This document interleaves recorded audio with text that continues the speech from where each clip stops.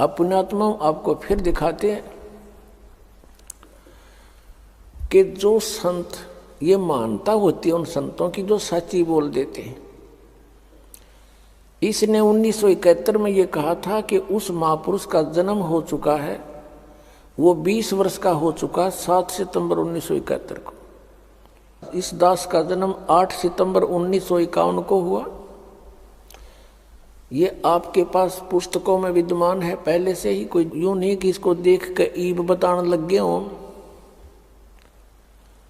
7 सितंबर 1971 को दास पूरा 20 वर्ष का हो गया। 8 सितंबर को 21वां वर्ष शुरू हो गया दास का।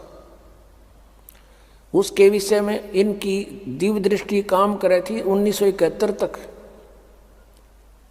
और 40 साल के बाद आज उनकी दिव्य दृष्टि कति ब्लॉक होगी। 1971 में इन्होंने क्या भविष्यवाणी की आपके रूबरू कराते हैं। एक पुस्तक है जय गुरुदेव की अमर वाणी, इन्हीं की छापी हुई है, देखिएगा। जय गुरुदेव की अमर वाणी भाग 2। हरिओम मंदिर का लटकटवा दिया इसने, करोड़ों रुपये अरबों रुपये लगा दिए इसमें। बताइए क्या काम आओगा इसका मेरे पास है। ये है ये महाराज, इनके हाथ गल चुके हैं अभी, पैरों में भी डिफेक्ट हो गया बेचारे के, क्योंकि सत साधना मिली नहीं, पुण्यात्मा थे, भगवान के लिए निकले थे। ये कहाँ से प्रकाशक कौन है? दिव्या शर्मा, 88 साकेत कॉलोनी, मथुरा उत्तर प्रदेश। मुद्रक हैं अर्जेंट प्रिंटर्स, पुराना बस स्टैंड, मथुरा उत्तर प्रदेश।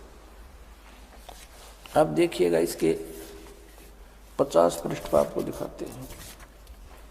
ये 50 पृष्ठ है। शाकाहारी पत्रिका 7 सितंबर 1971 को इसने अपनी स्टेटमेंट दी है। इस पत्रिका में यह छपी थी, उसमें से संग्रह करके पुस्तक बनवाई है। 7 सितंबर 1971 को ये क्या कह रहे हैं कि वो महापुरुष 20 वर्ष का हो चुका है।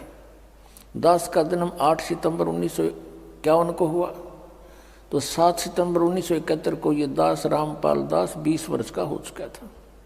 8 सितंबर को 21वां वर्ष शुरू हो जाता है। इन्होंने क्या कहा है यहाँ से देखिएगा।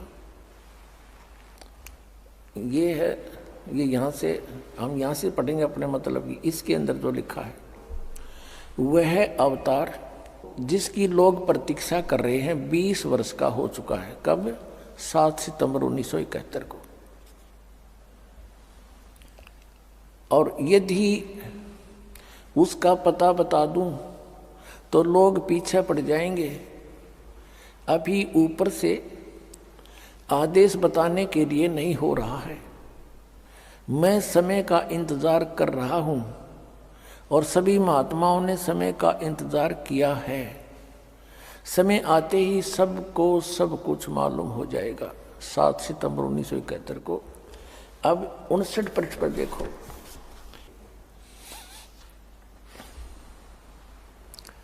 28 अगस्त 1971 को इसने क्या कहा था कि महापुरुष का जन्म भारतवर्ष के एक छोटे से गांव में हो चुका है और वह व्यक्ति मानव इतिहास का सबसे महत्वपूर्ण व्यक्ति बनेगा। उसे जनता का इतना बड़ा समर्थन प्राप्त होगा कि आज तक किसी को नहीं मिला है। वह महापुरुष नए सिरे से विधान को बनाएगा और वह विश्व के संपूर्ण देशों पर लागू होगा। उसका एक झंडा होगा, उसकी एक भाषा होगी। पुण्यात्माओं, यदि इनकी दिव्य दृष्टि काम कर रही होती जो 1971 में करे थी, तो आज ये बता देते कि वो 20 वर्ष वाला व्यक्ति बरवाला में बैठा है, जाओ बच्चों नाम ले लो, कल्याण करवा लो, और मैं भी आ रहा हूँ। और पुण्यात्माओं, इसके हित में है यदि ये महापुरुष सच्चा है और इसने अपनी इस स्टेटमेंट की याद आ जावा 1971 वाले की, तो ये कम से कम अब इसकी दिव्य दृष्टि तो काम कर नहीं रही। कम से कम उसके ऊपर पुनर्विचार करके अपना पाप मुक्त हो सकता है। सब अनुयायियों को कह दे कि भाई जाओ वहाँ से दीक्षा ले लो। और इसने भी चाहिए, अब इसके पल्ला कुछ नहीं है। शिवदयाल जी भूत बन गए, इनकी क्या स्थिति होगी? तो दास का उद्देश्य इस दास को अपना दास समझ का आ जावे। सभी महापुरुष संत जितने हैं ये भगवान के लिए ही तो घर छोड़ा इन्होंने, परमात्मा के पाने के लिए इन्होंने ट्राई की, फिर इनको गुरुपद दे दिया, लेकिन वो नकली माल था सारा। तो इसमें मान बढ़ाई की बात नहीं होती। और संत प्रेस्टेज इशू नहीं बनाया करते, परमात्मा को इशू बनाया जाता है। आत्म कल्याण इशू होना चाहिए। और आत्म कल्याण इस दास के अतिरिक्त इस विश्व में किसी के पास वो साधन नहीं जिसका हो सके।